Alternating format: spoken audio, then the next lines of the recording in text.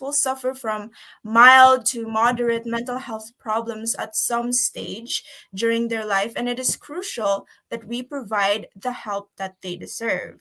We can all do our own bit to educate ourselves about mental illness. We can explore our own knowledge of it and then learn even more about this topic to become a better friend, a better classmate, a better neighbor, or even a better colleague to someone who may be going through a rough time in their life and who may need someone to turn to. And if we all leave today better informed than when we have arrived, we will be in a better position to make a difference by helping other people better. So I hope that everybody learns important lessons from this webinar and helps spread awareness about it. Thank you. Very well said, Ashley. So, I hope we are all ready. So, are you ready, BWCNs, for the students' webinar all about mental health? I know you are also excited as I am. I am also super duper excited to welcome our resource speaker this morning, who is also one of the people that I look up to way back in college. And she is also one of our big sister in the Sedav family. And without further much ado, to formally introduce our amazing guest this morning, may I call in Miss Marian Crisel Tapa, the president of the College Supreme Student Council. So, good morning, everyone. So, let us know more about our resource speaker for today. She took up Bachelor of Science in Psychology at Holy Name University last 2011. She took up Master of Arts in Guidance and Counseling at Cebu Normal University last 2015. And she's currently taking PhD in Psychology major in Clinical Psychology at Silliman University. She has been a guidance counselor for 7 years and an HR officer for 3 years. Ladies and gentlemen, let us all welcome our resource speaker for today, Miss Karina May Uy. Hello everyone. Good morning. Good morning to Ashley and to I forgot the name of whoever introduced me, and of course to Herms, our host for this morning. Morning Hello, everyone. Ma'am Karina, and welcome. And it's good to see you again virtually. Yeah, it's good to see you and everyone as well. I would first of all, before I begin my sharing for this morning, I would like to thank, of course, the Guidance Center in Bohol Wisdom School for inviting me to give this talk about mental health, something which I'm also very passionate about. And of course, to the Supreme Student Government of Bohol Wisdom School for facilitating this activity, and to the entire Bohol Wisdom School administration for creating such activities like this, which would really help students, especially now that we're still in this pandemic. All right, should I begin, Herms? Yes, ma'am, sure. All right, okay. So, I know that some of you are here in the StreamYard, which I'm not really familiar yet, but I'm happy to be able to experience being in this platform as well. And the other attendees are watching us via Facebook Live. So I would like to welcome you all, and I would like you also to participate in some of the activities. And not actually activities, but just some questions that I'll be asking along the way, just so I will know that you are here and you are listening, and I'm not alone speaking to just some slides here on my laptop. Anyway, my sharing for today is about finding my calm. It's finding our calm, and I would like to think of it as our guide, as like sort of like a pathway towards a better mental health. Now, why did I choose this as a title of my sharing? Because I think right now that we're in the pandemic, we're still trying to find ways on how to find some balance in our lives. It started in 2020, and it was really rough for all of us, most if not all of us. We were surprised, we were in shock, um, that we were placed in that situation. We're still in this situation. We're placed in this situation that we don't know what will happen to us.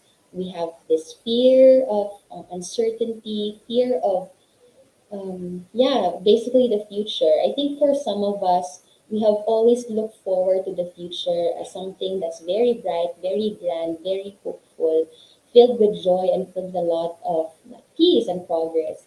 But right now, some of us might not be able to see that kind of future because of, the pandemic. And that is why my journey as well since 2020 and until now is trying to find my calm, trying to find that balance, trying to find that space and that area in me and the around me wherein I would feel free and I would feel safe and I would feel like I would like to live my life moving forward with purpose and with joy. And so I want to share to you what I've learned so far in the years that I've been studying psychology and my experiences as well, and everything that I've learned from my mentors and from, just my classmates and my friends. And I hope that you will be able to, get something out of my sharing this morning. Okay. So, before we begin, I would like us all to have just a mental health check-in, just so that I would know where you are right now, how you are feeling, and I'm trying to look at our Facebook Live so that I will know what color of the hearts you are typing and are sending there. So, just for a few moments, I would like us all to just pause and try to check in with ourselves because sometimes it's easy for us to ask, kumusta sa uban na tao or sa atuang parents or our friends, but we rarely ask ourselves how we are feeling at that very moment. And it's really important that we know where we are because it would help us in identifying what necessary steps we need also to make. All right. So I have here six hearts and with different colors, and they would correspond to some general feelings that we would have. So if you are feeling really great, then kindly send a heart in a red color. If you're feeling pretty good, not really excellent, but just feeling happy, so you send it an orange heart.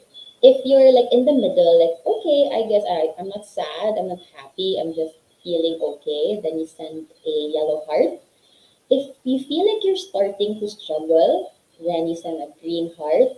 If you're having a hard time right now, then you send a blue heart. Or if you really feel like you need some kind of support right now, then you send a purple heart, right? So, um, for teachers and even our guidance counselors who are watching and who are also viewing this on Facebook Live, this would actually give you an idea on how your students, our students, are generally feeling this time, and maybe you could also reach out to them, or however you want to address um, whatever they are typing in there. All right, I'm looking at the Facebook Live and I'm seeing a lot of, oh, I see some red hearts. And I also see some a combination of an orange heart and a green heart, a yellow heart, and I also see two hearts. That's really good. Five hearts. I see some purple hearts also, and that's okay. Okay, and thank you so much for your participation. I'm seeing a lot of hearts being sent here right now.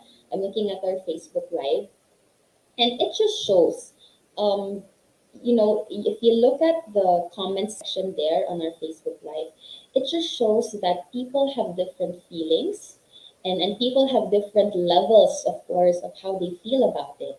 Some would send a red heart and they're feeling great, but some would send eight red hearts, and it would tell us that this person is really, really feeling great at that moment.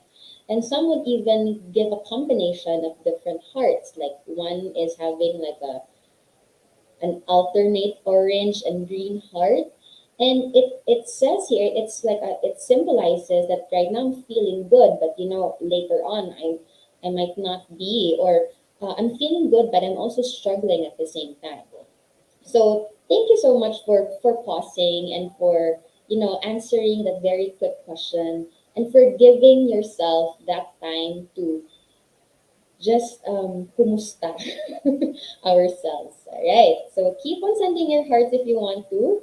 I will just look at it later. So let's proceed now to my talk. Now, today I'll be talking about mental health, and I know that you've been hearing this term since maybe 2020 or even 2019, or good for those who have heard this term way, way back, because now you have an idea on what mental health really is. But just so that we would have, a common ground as we start our sharing, or as I start my sharing this morning, I would be defining or giving to you the definition of mental health. Now, this one I got from the World Health Organization, but I sort of like, revised it so that all of us would be able to really grasp the definition of mental health. Now, mental health is sometimes you would think of mental health as just mental illness. I think that's the most common concept of mental health. That when we hear someone say mental health, we would instantly think about depression, about anxiety, um, about bipolar disorder, eating disorders, and stuff like that. So we instantly think about just the disorders, just the illness part. But in reality, mental health is like the overall state of our well being. And when we say that it's the overall state of our well being, it basically talks about how we think, how we feel, and our thoughts and our emotions would also impact and influence how we behave. Okay, so it does not only talk about mental disorders, about mental illness, but if we talk about mental health in its strictest general definition, it talks about our state, our capacity, our functioning at that moment. So that's mental health. Now, the World Health Organization has identified some key ideas or key concepts on how we would be able to identify or determine if that person has a good or a better mental health. Now, how do we know that? Or how would we be able to know that?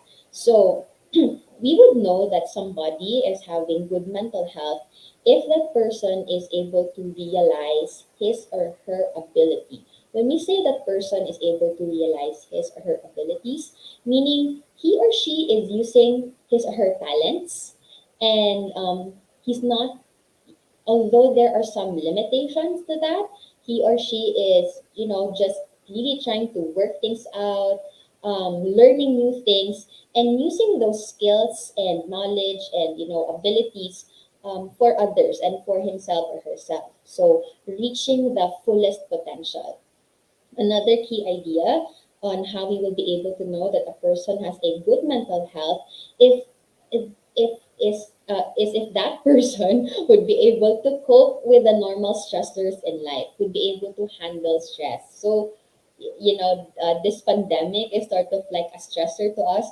And added to that, when the pandemic started, I'm not saying that studies is a stressor, but I guess the new environment that we were in when we started online classes, I think the first few months of having online classes, the platform is sort of like a stressor because it's something new. It's something that we're not used to. It's something that we don't even want.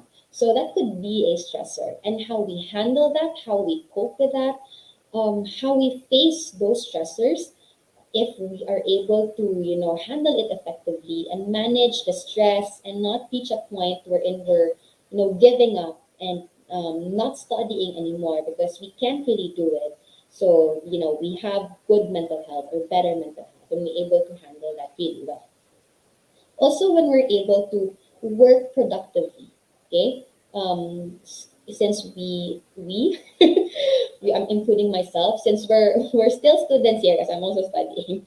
Most of us here are students, or most of you are students, so we can't really think about work yet, but you can liken work to your studies.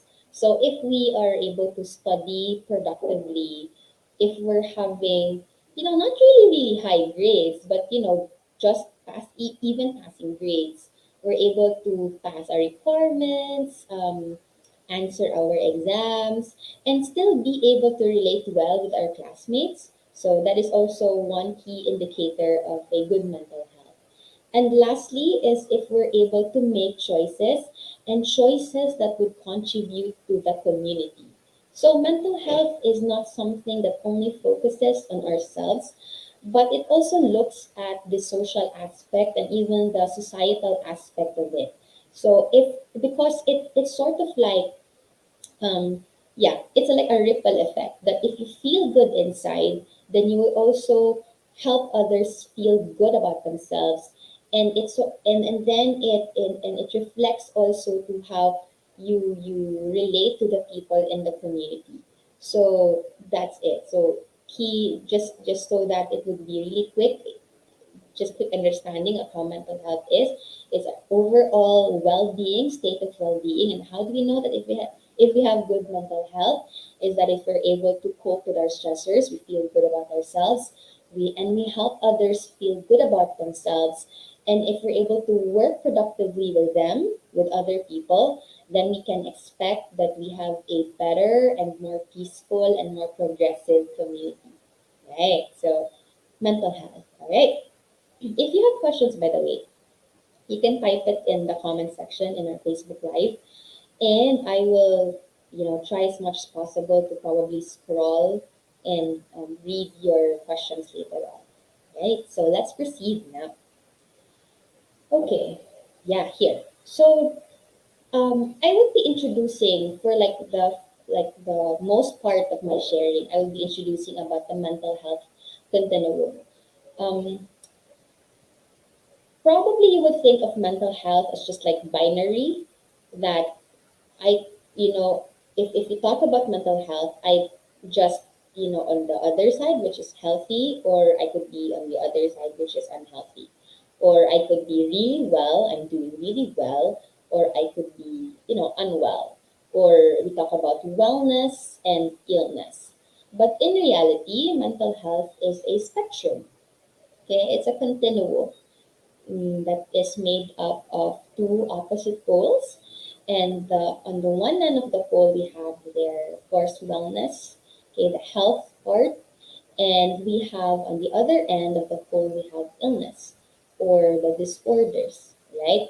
And in our lives, okay, we cannot really place ourselves on either of these poles because as we transition and as we experience a lot of things and as we are exposed to, people and even places and even new learning, and as we are able to adjust and have our own set of skills, we move across the continuum.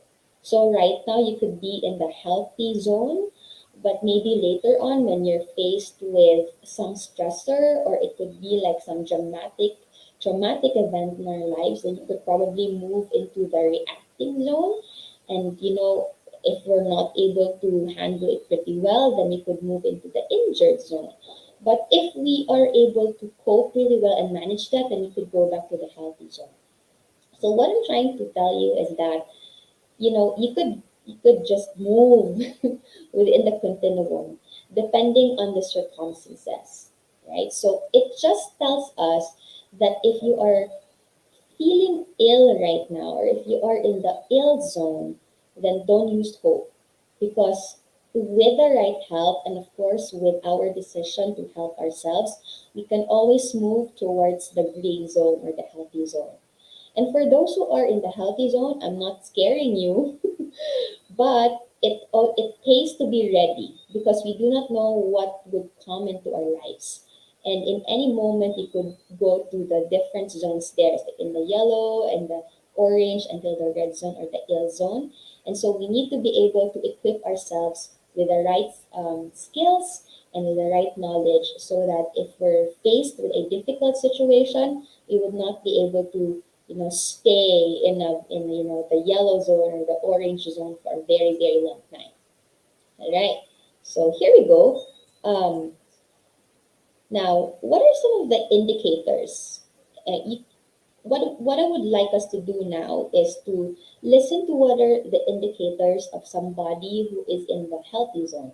The healthy zone is the green zone, or individuals who are in the reacting zone or the yellow zone, and then we have the injured zone or the orange zone, and then we have the last one, the red one, which is the ill zone. So, what are some of the characteristics of individuals who are in these zones? So, first, let's talk about the first characteristic here, which is about our emotional stability or how we handle our emotions.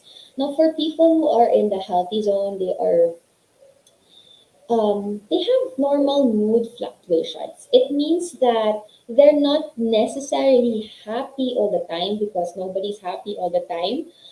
But if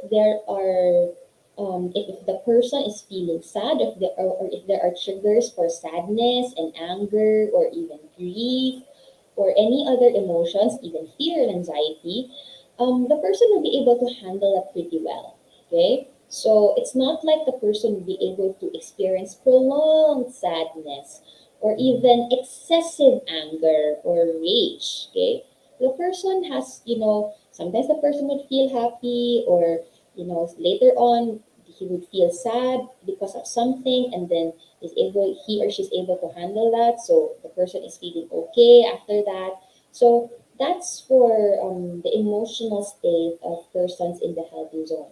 Now, moving towards the yellow zone, people who are in the yellow zone, in the reacting zone, how is it for their emotional states? So they are usually very irritable, they tend to be impatient, they can be nervous, and there is also sadness. But I'm not saying that if you feel irritable or impatient or nervous or sad even for a moment, that you could already be in the reacting zone. When we say that you are when you have these states, or when you have these emotions, it means that you are having this for like several periods in a day, or maybe in a week, for example. Like most of the days you've been feeling these emotions, or these states, or you're having these kinds of moods. So those are for the persons who are in the reactive zone. Now, if we move towards the orange zone now, if we're in the injured zone, it it kind of it sort of like transforms now into something else. Because if we say you're being irritable, impatient, or nervous, we would be able to adjust to that pretty well. If we're irritable, I think some of us will be irritable for just a few minutes, and then afterwards, when we get distracted, then we're able to move on and be calm again. But if we move into the orange zone and into the injured zone, people who are here are characterized by being angry, okay, and being angry most of the time. Because there are people who can be angry to you. Sometimes our parents will be mad at us, or even our teachers will be mad at us, and then we get mad at them. But sometimes that anger dies down after we breathe in and breathe out, or after we have reflected about what we've done, and we've realized that what I did was wrong, so it dies down. Or if we have anxiety, anxiety now is about worrying a lot. And if we have some worries, then we're already in the injured zone. And lingering sadness. When you say lingering sadness, it's like prolonged sadness. You've been sad for like 5 days now, and you've been feeling really down. Okay. And it's something that, that stops you from going to school, or doing your homework, or even chatting up with your friends. So you need to be very careful about that, or very cautious, because you might be in the injured zone already. Now, how do we know if a person, or if you're already in the ill zone? If you already have aggression or anger outbursts, like all of a sudden, even if it's just very, like your classmate just tapped you on the shoulder, or just ask a question, then you get really mad, really furious. Meaning your reaction is exaggerated, it's overblown, right? Or if you have excessive anxiety already, like you worry all the time, even about things that you're not supposed to worry, you worry about that, okay? You worry about your other classmates, you worry about things that are not even grounded in reality, that maybe far from impossible, but you still think about them. Or if you're already having depression, coupled with suicidal ideation. So if you're having ideas of harming yourself already, or even killing yourself, or if you feel really, really hopeless or really helpless, then um, you might be in the ill zone already. Now, just a disclaimer or a reminder, perhaps, to those who are, some of you might be triggered by the words I say here about suicide and about depression and anxiety. And we need to talk about that, because the more we talk about it, the more we become aware. But if you're feeling triggered by these words or by talking about it, so I'm asking, feel free to chat your guidance counselor if they're here, if you have their number, or if you can hit them up via chat, just so that you won't be able to. I won't be. Um, we won't be able to really be affected greatly by our topic this morning. Right. So moving on now, let's go back to the health, the green zone now. Let's talk about how they perform, like their behavior or their attitude. So if you are a person in the healthy green zone, okay, you have consistent performance in your studies, because most of you are students. So you're able to pass your assignments, you're able to answer your exam, you're able to do the household chores at home, or even organize activities for your club or your group in school, and you're in control of whatever you're doing or whatever task is being given to you. But if you move now towards the yellow zone, orange, and the red zone, you can see that it kind of like the performance decreases. If you're in the yellow zone, you're procrastinating. Like, I'm just gonna do it later, or ugma na, matulsa ko, or ugma na, magtanaw sa lang kog kanang K-drama or something like that. Or you become forgetful about it. Like, submit na dayron sa among assignment, or nakalimot gid ko, or your classmate would remind you now, like, did you do the assignment? Did you pass it already? Like, karon dito i-submit, karon da ito ansiran, no? I didn't remember. So those are probably indicators of you being in the reacting zone. Now, in the injured zone, there would be decreased performance. Okay, maybe in the reacting zone, you would forget, you would procrastinate, but you would still be able to submit your requirements. Okay, mga deadliners, mga 11th hour na mo submit. But still, you're able to manage that, makasubmit ra ka, makahimo ra ka sa imong mga responsibilities. But in the injured zone, like, there would be really a lot of moments wherein you cannot be able to comply with the requirements. Okay, um, no papers turned in, you were absent during the exam because you forget that that was the time for the exam, or you didn't really do well, you got a very poor score in the exam. So those are indicators or characteristics of individuals in the injured zone. When you're in the ill zone now, in the red zone, you cannot perform your responsibilities or your duties and even control your behavior. So how would this look like? Okay, so maybe, like, the worst case scenario would be somebody who stopped schooling because of that. Okay, in the ill zone, stop schooling perhaps for a few weeks or even for a whole semester, because the individual cannot really cope with the stressor and the pressure of being in school and having all those responsibilities. Okay, so that's for the the area or the aspect about working or studying and about a performance. Let's talk about sleep, okay? Because sleep is actually, if you're a mental health professional, one of the things that you would ask is, how's your sleep? And how well you sleep, the quality of your sleep would tell the us mental health professionals the quality of your mental health as well. So if you are in the green zone, normal sleep patterns.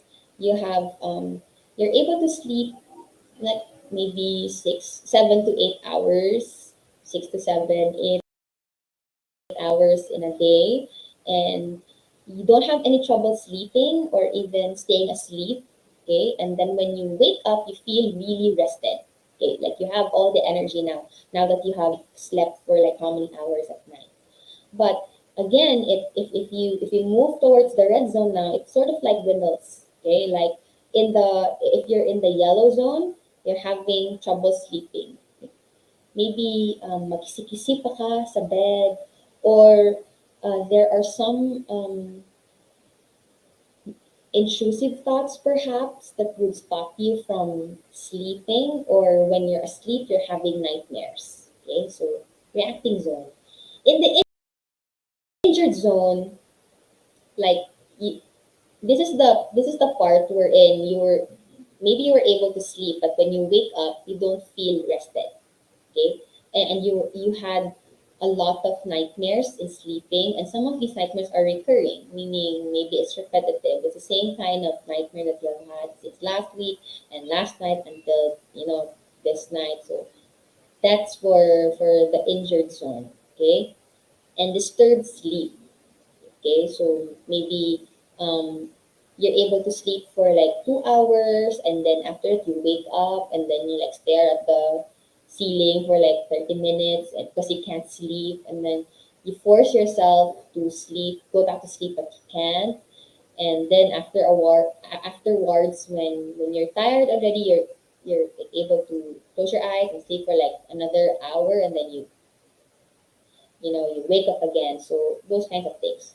Now in the ill zone, okay, so that person would have an inability to really fall asleep or stay asleep.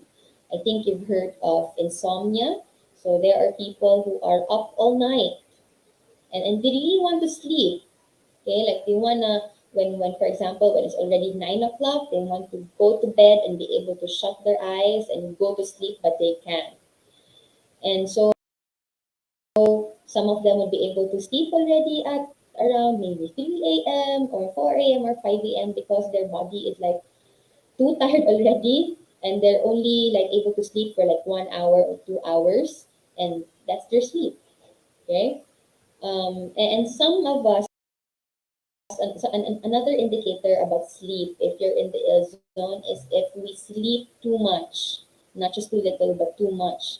Like the person has been sleeping for how many hours, or like 12 hours, and when the person wakes up, the person doesn't feel rested still, even if the person has slept for like those hours already. Okay, so indicators. Now I still have last two here, I guess. Okay, let's go to the next slide.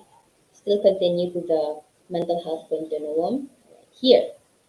Okay, so if we talk about physical illnesses, there are also differences, and we would know if you're in the healthy zone or the green zone, if you're physically well, okay, and you're not really very energetic, but you just have the right amount of energy to be able to finish your tasks.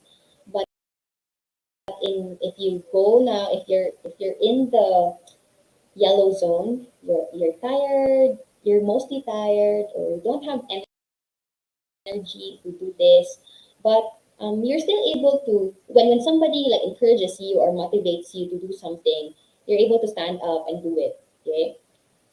But when you're already in the injured zone or the orange zone, you will feel increased fatigue. Like even if you're not really doing anything at all, like yesterday you were just lying around, sleeping or scrolling your phone, you still and you had like maybe 8 hours of sleep that night. When you wake up the next day, you would feel as if you're very, very tired. Okay? Even if you didn't do anything strenuous yesterday, or you would start feeling some aches and pains, like you're having backache, or your neck is straining, and you're having headaches for no reason at all. So that's an indicator that you could be in the injured zone. And in the ill zone now is if you're really having physical illnesses and constant fatigue. Now, how our minds and our bodies are really connected this way that if we're feeling super stressed out, it would also manifest physiologically. So I'm not sure if you know if you know somebody, or maybe relatives or friends. They go to the doctor to have themselves checked up, and the doctor says that they don't really have any illness at all. They don't have any physiological or biological illness, but they have mga bukol-bukol, their head aches all the time, or probably they're having muscle cramps always. And that's actually an effect of stress. Because if our minds are too stressed out, okay, our body follows as well. So if you are already in the ill zone, maybe you would have physical illnesses, even cough and colds. Um, if we're almost, if we're always, if we're always down, if we're not feeling good about ourselves, then we are more prone to, catching cold and having cough. So good pro tip during this pandemic, so that we are our immune system is not going to catch the virus, and it's really healthy. We make sure that we're in the green zone, and we take care of our mental health as well. And with regards to social activities, for those who are in the green zone, of course they are socially active, but this also varies because there are individuals who are introverted, meaning they like they it's not like they like being alone, but they're okay and they're comfortable with just being with themselves and a few people. Okay, and that's okay. So there are, if you're in the green zone, you're socially active, and you're interacting with a few people you are close with, or you feel okay about yourself. Okay, but if moving now to the yellow,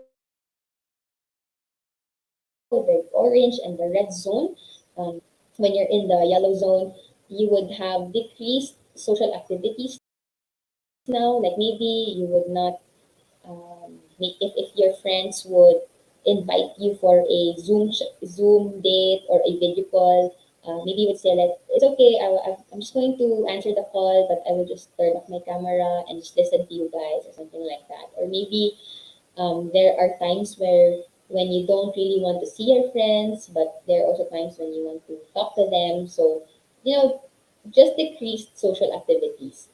But if you're already in the orange zone, you tend to avoid people. So you don't want to go out of your room, or you just go out of your room and then take a bath or eat, and then you go back to your room, and then you don't want to see um, your family, or and you don't chat your friends, so you tend to avoid any social activities. In the ill zone, it's like the worst part of like the one in the orange zone, because even if people are reaching out to you, you will not answer them. Okay, you'll just be in a corner. You will isolate yourself from people. Okay, so that's those are some of the characteristics for people or individuals who are in the healthy zone, yellow zone, orange zone, and the red zone. Now, if you are people who are in the green zone, they are people who we can describe as people with normal functioning, meaning they are well. Okay, but if we go now to the yellow zone here, people here have common and reversible distress, meaning these are people who are experiencing some form of stress in their life, and these are common stressors, like the usual day-to-day problems that we have. Maybe for you, it's your assignment, or your household chores, or maybe some fight with your friends, or maybe for those who are in high school or college, or like some quarrel with your boyfriend or girlfriend, or even with your barkada.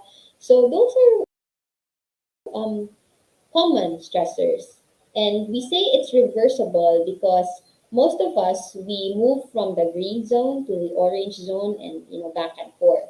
Okay, we're like that. But in the injured zone now, in the orange zone, uh, people who are here are described as having significant functional impairment, meaning these are people who are not really able to function um, properly, they need some kind of help. Maybe not yet from a professional, from a mental health professional, but from their family and their friends.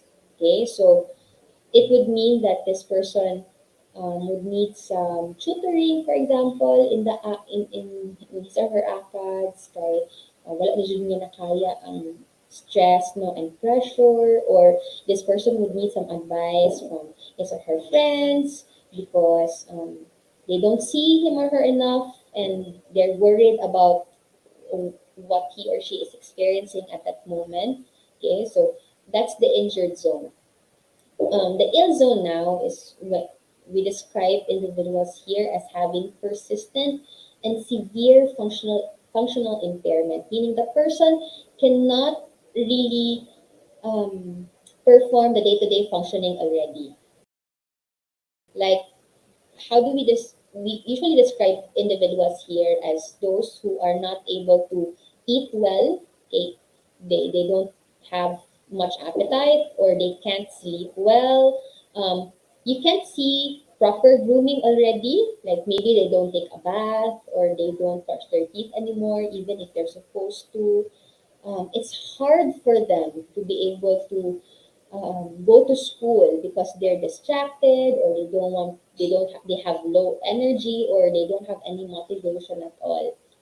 So if you are, or if you know individuals who are in the injured zone and the ill zone, these are individuals who would now need professional help. Okay, maybe for those who are in the injured zone, if it's not yet too severe, help from family and friends would do. Okay, as long as they have the right support system.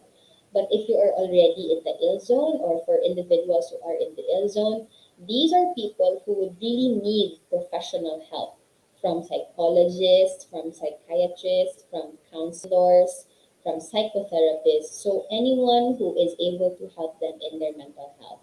Okay, so right now, looking back at all of the characteristics of people who are in the healthy zone, reacting zone, injured zone, and ill zone, okay, here we go again with our, momentary pause from everything.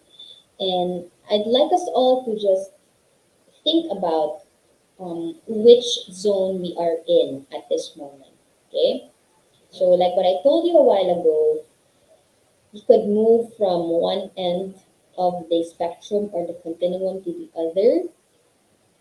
And so we like move, okay? And right now, look, like hearing all of those characteristics of individuals in those specific zones. I'd like us all to maybe type in the comment section which zone you are in at this moment. Right? Okay. I'm seeing here in the comment section. Okay, okay, yeah. Some here are in the green zone. Yeah. And some are actually like maybe transitioning from the orange and the yellow zone and back and forth. And there are also those who are in the orange zone, and a lot of you guys here are actually in the green zone. And you know, it takes my worries away from how we are experiencing this pandemic. So thank you. I'm in green. Okay, there you go. So I think most of the answers here in our Facebook Live, the comment section, are mostly green and yellow. And that means that we are really having the right support system, and we're having the healthy coping mechanisms when we are faced with difficulties and trials in life. I'm also seeing here some who are in the orange zone and even the red zone. All right. So maybe later on, as we move forward with our sharing, you'll be able to get some tips on how you will be able to move from whichever zone you are in to the zone where you want. Okay. Right. So, how do I find my calm now? This is the finding my calm part already. Because for me, I'm not really saying that we need to be in the green zone all the time, right? But what we can do is that we need to go back to the green zone whenever you want to. Because if we stay too long, even in the yellow zone, in the reacting zone, it would not help us. Okay, it would probably be um, not really say damaging or disastrous, but it would not be healthy for us in the long run and even for the people around us, like our family and friends. Now, how much more if we stay too long in the orange zone or like the injured zone and the red or ill zone?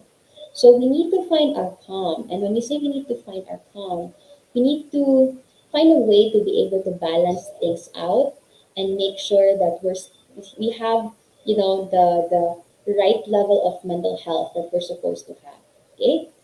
So, you have answered a while ago about which zone you are in. So, I'll be giving some tips on what you can do if you are, in that specific zone.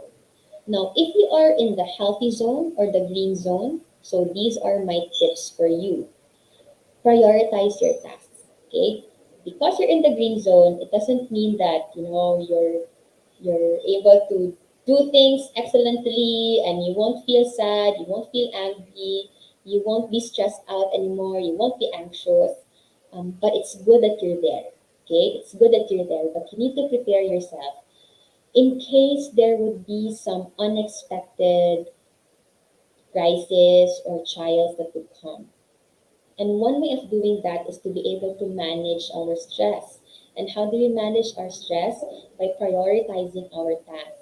Now, as students, I know that our main priority should be our studies because we are students and not other things. But I know that some of us are tempted to focus more of most of our time in, you know, what do you what do you like doing these days? Do you like maybe online gaming or watching your favorite anime or K drama or maybe chilling with Netflix or chatting with your friends?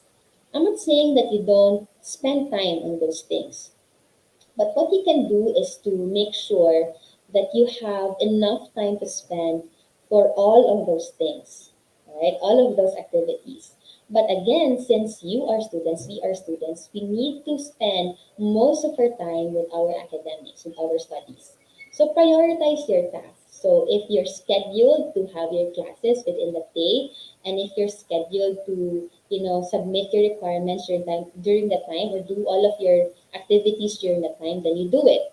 Because if you procrastinate and say later, later, later, then it would all pile up, and then once when you have already reached the time that you're supposed to be sleeping or enjoying something else, you can't do it already because you have your activities to finish. So do everything in in your assigned schedule, and then if you're also scheduled, I'm not saying that enjoyment should be scheduled, but if you have your free time, then enjoy your free time.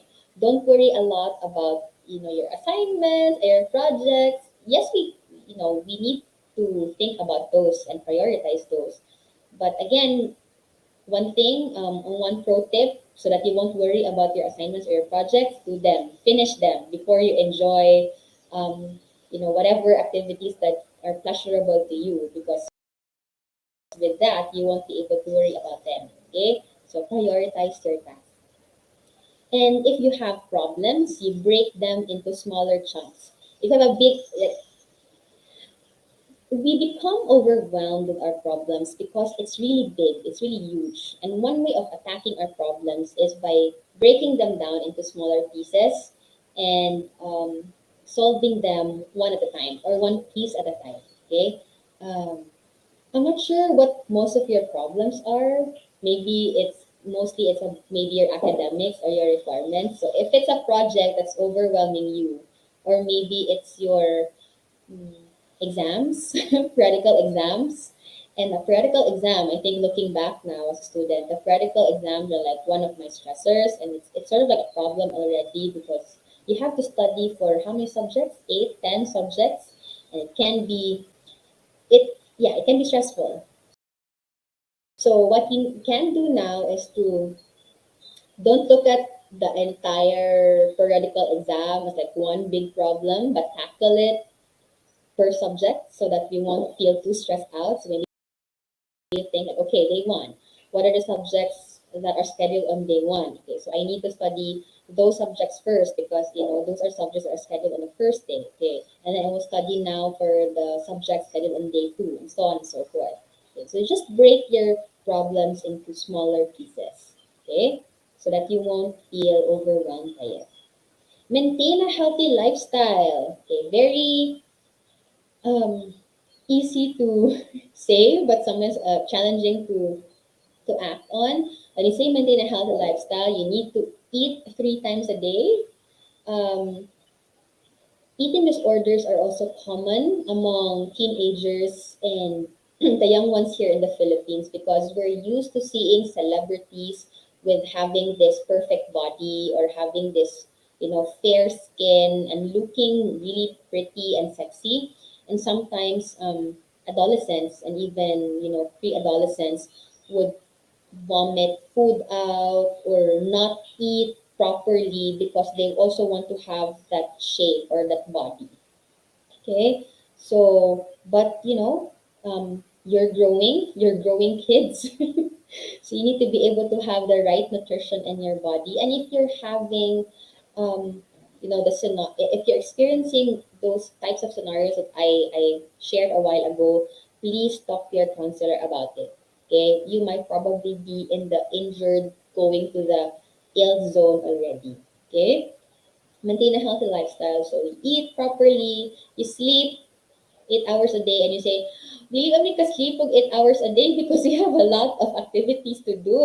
Oh, you go back to number one, prioritize your tasks. So if you are able to make your assignments or your activities early, then you won't be able to sleep late at night. Okay? And then you do some physical activities, especially now that you're having online classes. So you're just sitting in front of your laptop all day long and you can't stretch. Unlike when you're in school, you can run around, you can go to the next classroom, you can walk, but we have we have less opportunities now for physical activity. So you can just do some stretching, walking around the house, jogging, doing Zumba, whatever physical activity you like. And then lastly, nurture your support systems. So if you have a best friend right now, if you have your barkada, your own clique, even your family, make sure that you have good relationships with them. It's normal if you have fights or quarrels with your friends. Okay, people go through that, and that is also what makes your friendship stronger when you're able to overcome that.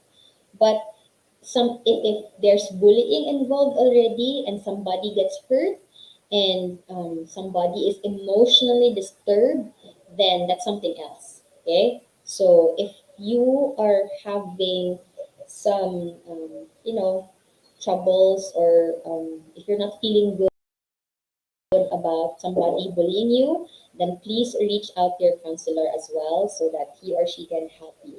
Oh, daghan ako gipahimong assignment ni counselor karon. Hi to Ma'am Christine and to all the guidance counselors in Wisdom School.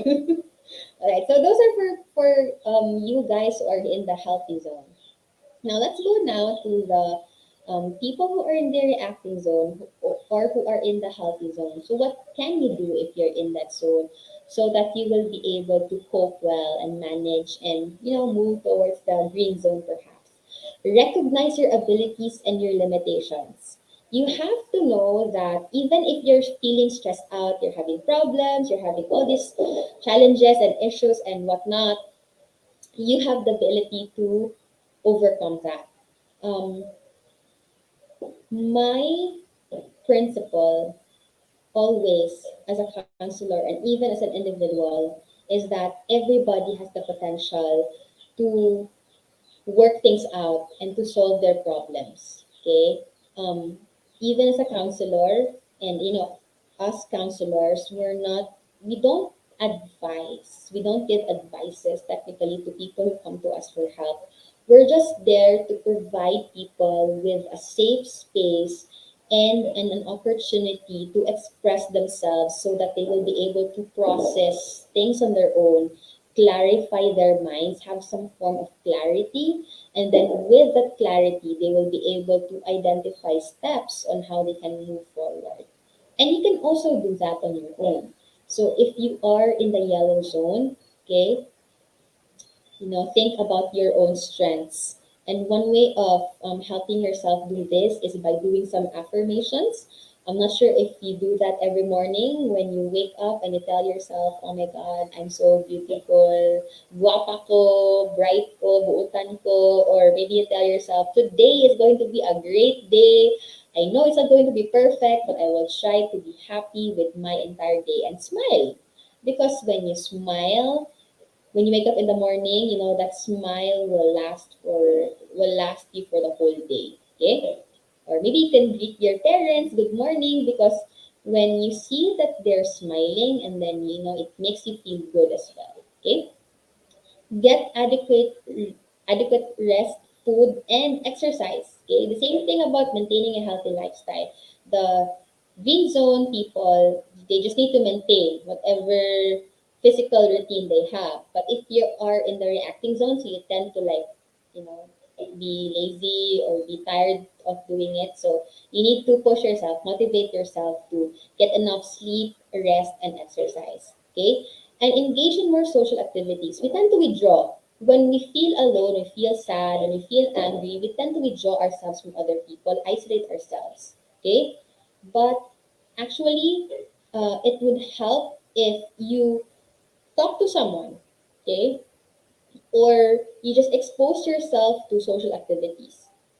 Right now, since we still have, some health and safety protocols, the best thing you can do is to chat your friend and tell them, hey, I want to talk and have a video call. I just want to say things and express my mind about something, stuff like that. Okay?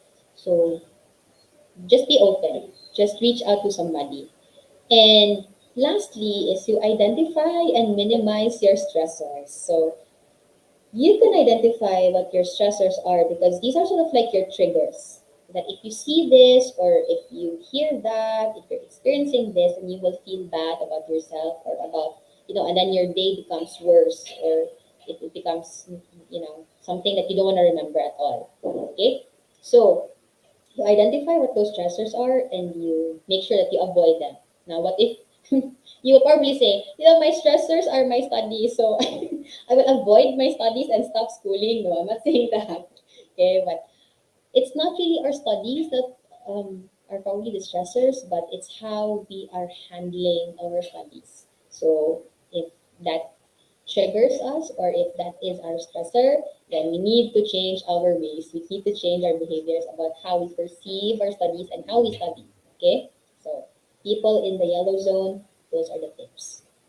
If you are now in the injured zone or in the orange zone, what can you do? Okay? Um, Again, the same thing. You need to understand the root cause of your stress. Okay? And this one is something that is differs for each individual. And especially because we have here students or pupils from elementary, um, you guys may need the help of an adult in order to do this. It could be your parent or your elder brother or sister, or it could be your counselor in order to really identify what is the root cause of your stress. Maybe for those who are in high school or in college, you will be able to do it alone. Just, sit down and reflect and try to think about what really is causing you some uncomfortable feeling inside. Okay, and sometimes this would be something deep. It's not necessarily about your studies or about work or about tasks at home, but sometimes it's about relationship problems. It could be some family conflict, something that you have experienced in the past that has been really traumatic. Maybe someone did something to you that made you feel scared and really anxious, and that has caused how you are feeling at the moment. So it's best that for our grade schoolers, you do it with an ate or a kuya or a counselor or your parent, um, whoever is um, that person that you feel you can trust. Okay, right. And then yeah, which relates now to the next step there. You talk with someone, because once we have found out what the cause of our distress is, then we need to be able to express that, and just let it all out. Okay? But it differs for some people, because some individuals, they're comfortable with just expressing it through art or music or even poetry. And so they have a lot of channels. Okay? But there are also people who are just very verbal, and it's cathartic for them to just even share their story to another individual. So talk with someone. Okay? A trusted friend, kuya, ate, counselor, even your teacher or your parent, auntie, uncle, whoever it is, somebody who's willing to listen to you. And if talking it out with someone is not enough, then you seek help. Okay?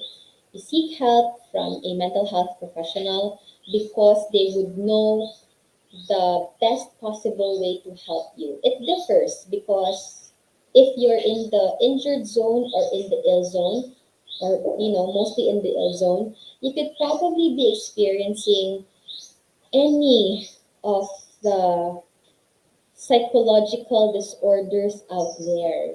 And it's only a mental health professional who can clearly diagnose you. And if there's a clear diagnosis, if ever you really have a disorder, then there's also the right kind of treatment for that. Okay? So it's really best to seek help. And lastly, you have to prioritize your self care. So this one goes out even to those who are in the green zone and the yellow zone, okay, in the healthy and the reacting zone. We need to take care of ourselves as well. So we need to have time for ourselves. Now, maybe for us here, us feeling bagets. Maybe for students, their me time would be being able to watch their favorite TV shows, or spending time with their brothers and sisters, or maybe even eating out with their friends or their family, whatever that is for you. Okay, your me time.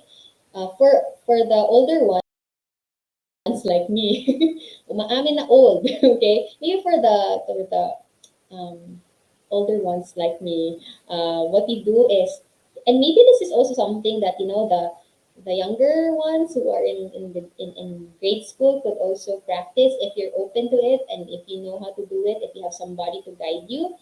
Um, what I do for self care is to meditate, to have mindfulness exercises, to pause for a little bit, maybe 2 minutes, 5 minutes in a day, breathe in and breathe out, just to know that I'm present, I'm breathing, I'm alive, and I'm still here. So I can still do it. I can finish this day, and when I go home, I can sleep, and then tomorrow is going to be a new day. Hopefully something better. Right? So self care. It could range from eating to reading a book to listening to music, um, to just uh, having some time with your pet. So whatever it is that makes you feel happy and joyful inside, right?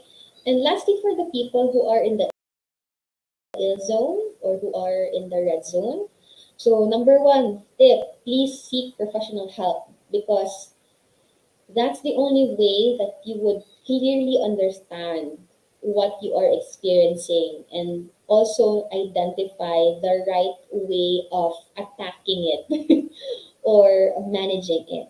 All right. And if you already have a counselor or a psychologist, you always have to follow the treatment plan, because nothing would happen if you are just going to, you know, um, stare at the wall, Even if you're having sessions with your counselor every week, but when you after the sessions you're not really doing anything, you're going back to your old patterns, you're not changing something, you're not still sleeping well or eating right, you're not putting in much effort, okay?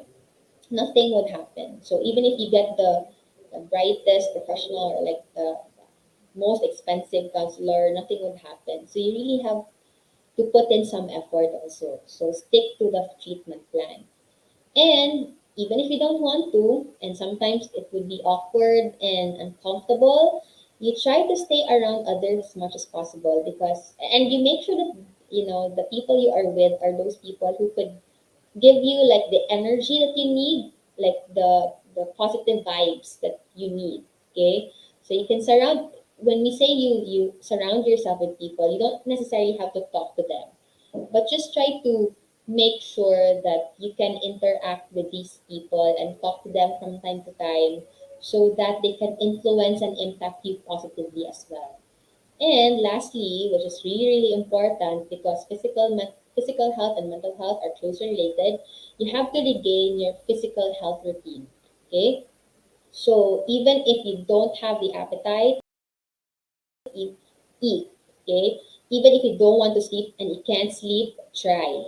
Okay?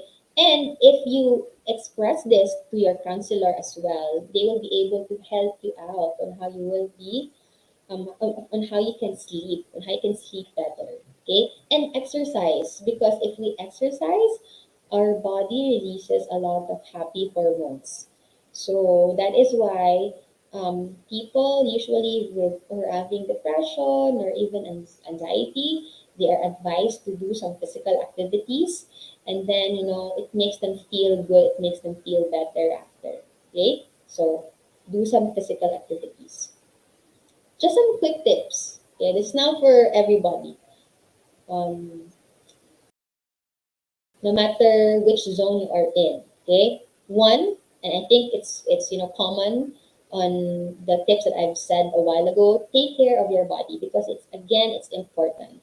If you don't feel well physiologically, then our minds and our brains will also not feel good, and vice versa. So if we're able to have you noticed that if you don't eat breakfast and even lunch, you won't be able to concentrate on your study material. Okay? But if you're full, not too full, nga ganahan ka matulog, but sakto lang, okay? If you're full, and if you have slept well the night before, then you're able to focus well on your class. Okay? So that's how it works, guys. So you just have to eat 3 times a day, maybe 5 times if you want to insert some snacks in between. Make sure to have the enough sleep, enough amount of sleep, the good level of sleep that you also need, and the exercise. Even just walking around your house, doing the household chores, help your parents or help your brothers and sisters in cleaning the house. You can just start by cleaning your own room or washing your own dishes. It's a physical activity already. Okay. Second one is keep in touch because we are social creatures. No matter how much you want to say, I can live alone, I can be independent, I can live with no one with me, but still we will long for that human connection. Okay. That is why even in the pandemic, even if we can't be physically present or if we can't have face-to-face interactions, we took advantage of technology, okay, to make sure that we're able to still see our friends and meet them online, have Zoom dates with our cousins or our aunts and uncles because we always crave for that human connection, and that human connection would actually sustain us for a long time. Okay, because if we're connected with other people, then we're also motivated, encouraged, inspired to do well in life. But if we don't have very good relationships, then we also don't have like the energy to move on and to continue on because maybe we don't feel the purpose of continuing it, right? So keep in touch with family and friends, even your teachers, classmates, former classmates, okay? Or even your pets. You keep in touch with your pets. You hug your dogs, or you pet your cats, or maybe you talk to your goldfish, or your turtle, whatever your pet is. And lastly, embrace who you are, because I know that as growing kids, you're still growing, unlike me, I'm not growing anymore. So as growing kids, you would be facing a lot of criticisms. There will be people who will be judging you for how you look. Oh, you're not as pretty as or you're not as smart as your classmate, or why do you always do that? Why can't you be like? So a lot of people would be telling you this, and sometimes it could confuse you. What do I need to do then? And sometimes, our classmates would even tease us or would even bully us, and it would ruin our self-esteem. It could make us question about our worth as human beings. But if you stay true to yourself and you go to your inner core, and you know that despite what other people would say, you know that you are pretty and you're kind and you're confident, and you're all of those beautiful things inside, and then it will help you live your day. It will help you really um with your troubles in life and whatever trials you are in. Okay, so embrace who you are, even if you don't, because I think there's a part of us that we're insecure about, that we don't really like how we look, or there's a part in your body na, I don't have the kind of skin, the color of skin that I want to, or maybe you don't have that skill that the classmate of yours has, and you really want to have that kind of skill, but you don't have that, you don't have the talent. But there is also somebody else out there who is also looking up to you and admiring your skills and your talents and your strengths. So be happy with that. And I hope that you would also embrace that. Okay, embrace who you are. All your flaws and all your and the beautiful mess that you are. Okay, so embrace that. Okay. And so I hope that by looking at those tips, okay, you would be able to slowly find your calm. I know that this talk is not really exhaustive, and maybe you know it's hard for us, if especially if you're in the injured zone or in the red zone. It's still challenging to move away or to move from that zone and go to like the healthier zones, like the green zone or even like the yellow zone. It's still challenging, but life is always a process, and it would always take us the first step to be able to do it. And how do we make sure that we take that first step? We make ourselves knowledgeable. Like we must be informed of the right amount and the kind of knowledge that we need to have, so that you would be able to know that, okay, um, I'm not really feeling good. And one of the things that I've learned during the sharing of Mom Karina is, or Ate Karina, is that I need to seek for help. So maybe I need to talk to my mom or to my dad or to my sister about this later, just so that I would know what they think about it, and maybe they will be able to help me. So things like that. Okay. So to end my sharing for this morning, I would like to leave you all with this quote from Nayira Wahid. We're not friends. I don't know her. I wish though, but I don't.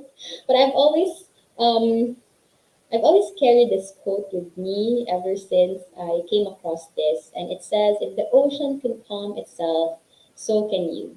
Like you see the ocean, it's not always calm, right? Especially if there are winds. There are a lot of big waves, and you know, it can be scary also, if you look at it. If the ocean isn't calm, it's furious. If the ocean is really furious and it's stormy, but later on it's able to on itself, with no one or nothing, um, doing anything, you can see that later on, after everything, after the storm, it will just be as serene as it was before everything happened. And if the ocean can do that, so can we, because we are rational beings with a lot of beauty and strength inside. And I believe that we also have the potential to do that, to be as calm as the ocean or even calmer.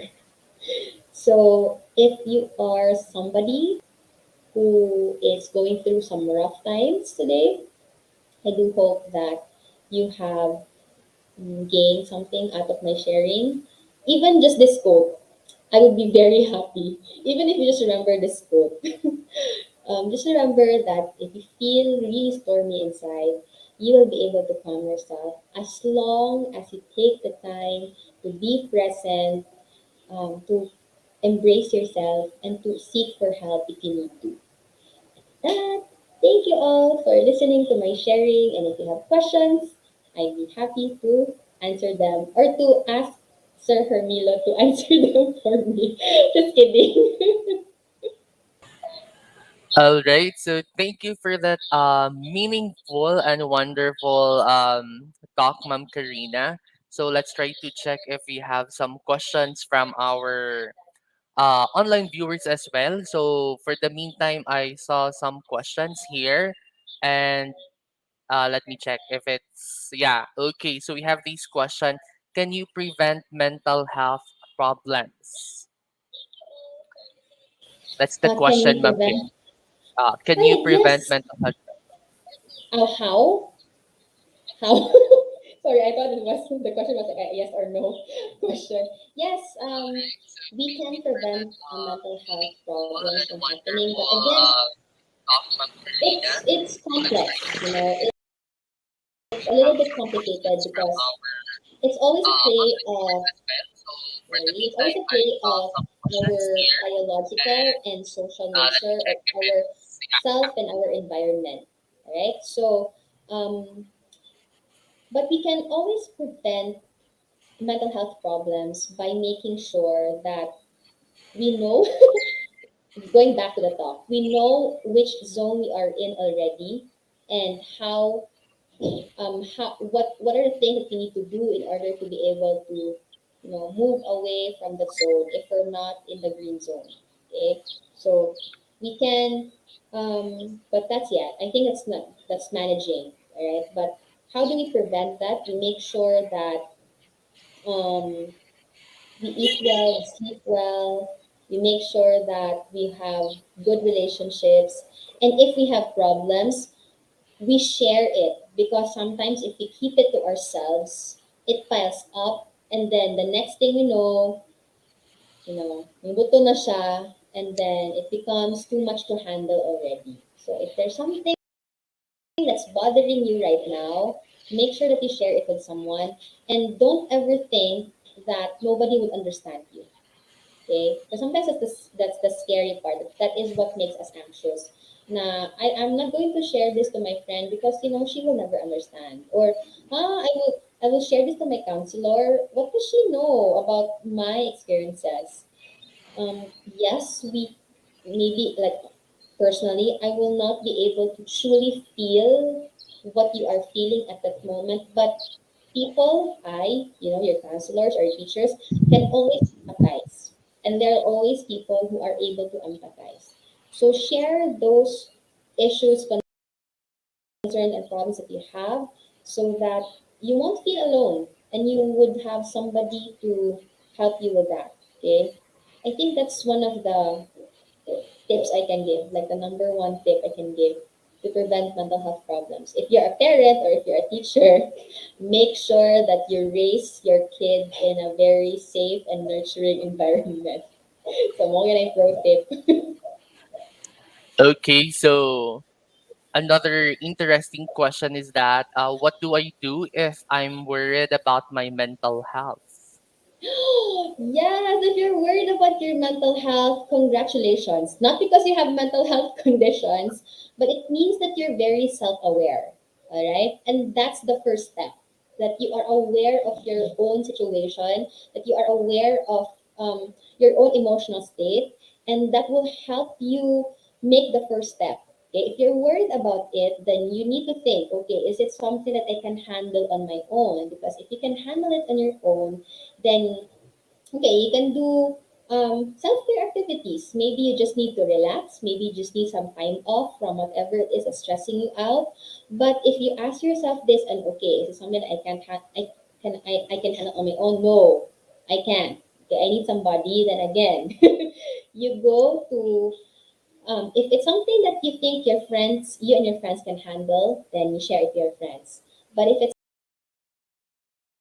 something that you think, a mental health professional like a counselor or your parent would be able to help you truly, then you go and tell them. Okay, there is nothing wrong about telling other people about what you're going through, because no, maybe you would think na it's just me who's experiencing this, but once you share it to other people, they will also share, ako sad, I also feel that way, and then shared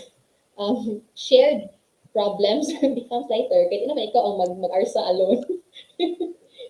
But yeah, if you're worried, you're self-aware and you need to be able to process things on your own or share it with somebody else so that they will be able to talk things through with you and help you out with that. And for the last question, I guess, if I'm not mistaken, if I can see some questions here in our FB Live. So for the students, how is mental health important to them, or how is mental health important, especially to students, especially in this time of pandemic, right? So yeah. Yes. Thank you for asking that question, Herms, or whoever asked that question a while ago. It's very, very important. All right. And we usually give a lot of weight on our physical health, right?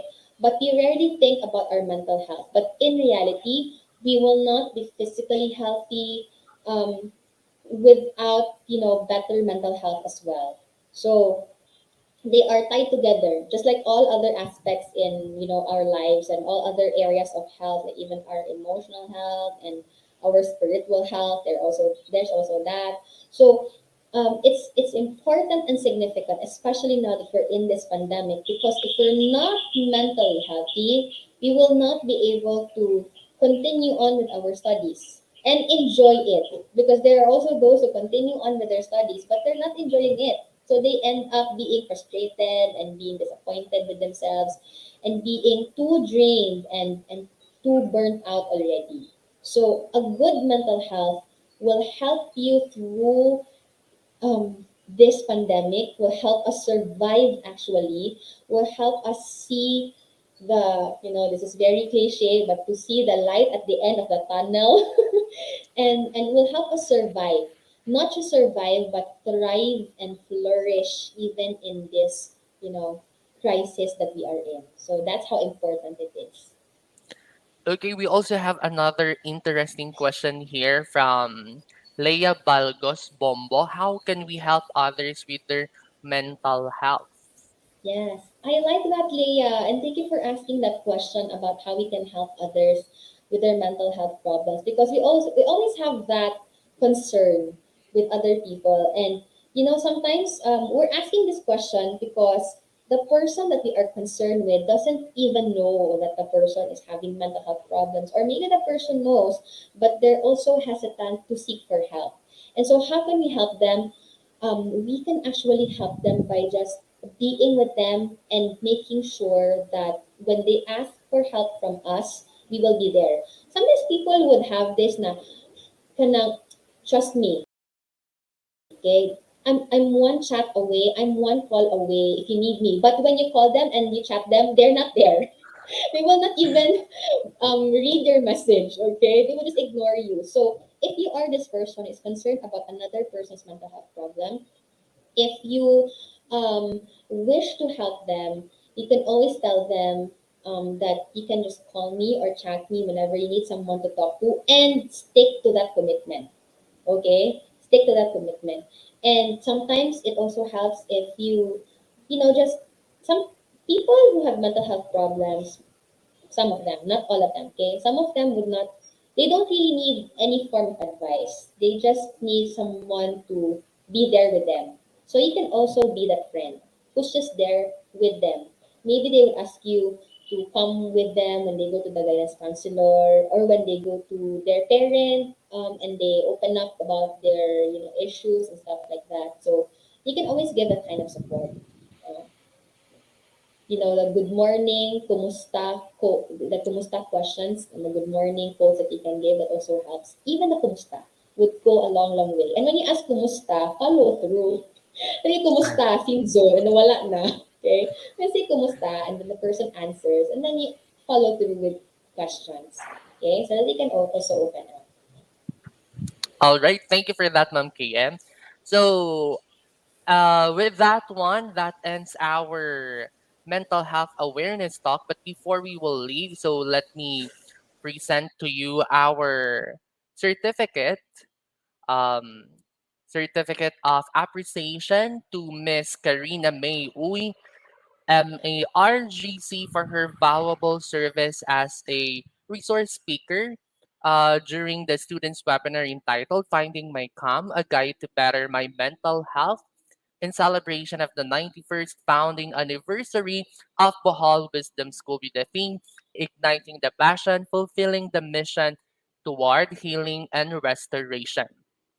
Given this 7th day of December 2021 at the Bohol Wisdom School, Tagbilaran City, Bohol, Philippines. Signed, Raul H. De Loso, head of the administrative team, and Engineer Albert Uy, chairman of the board of trustees.